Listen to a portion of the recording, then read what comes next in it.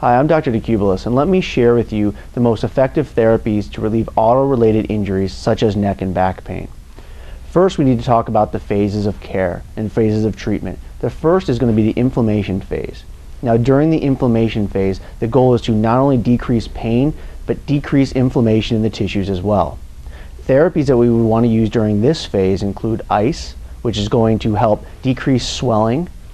We also would like to use electrical muscle stim, which is going to help reduce muscle spasms, increase healing, and allow you to get the mobility back as quickly as possible. Now, in the second phase, this is called the repair phase.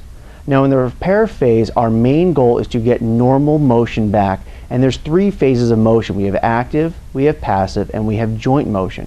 It's important to get all three phases of motion back, or we will not be able to get you back to not being in pain and getting back to your normal lifestyle. Now, the types of therapies we would want to do during this phase include physical medicine, such as chiropractic, and massage therapy. Now, these are very important because when we talk about massage therapy, this is going to help decrease muscle spasms, increase tissue healing, and promote normal range of motion. With the chiropractic adjustments, we're not only going to be able to get that tissue moving properly, but we're going to be able to get that joint motion back that you can only get through chiropractic adjustments. This is very, very important because if we do not get this back, we set you up for increased pain, permanent disability, and problems later in life. So we must get back this joint motion.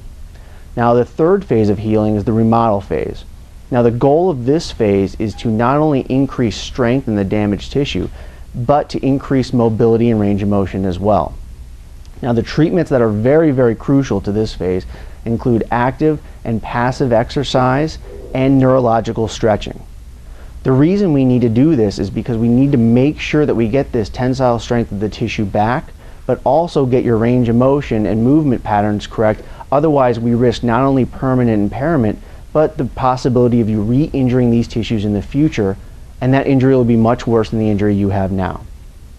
The goal of these phases is to not only decrease pain as quickly as possible, decrease muscle spasms as quickly as possible, and get normal movement back, but to make sure you don't suffer permanent impairment from your injury.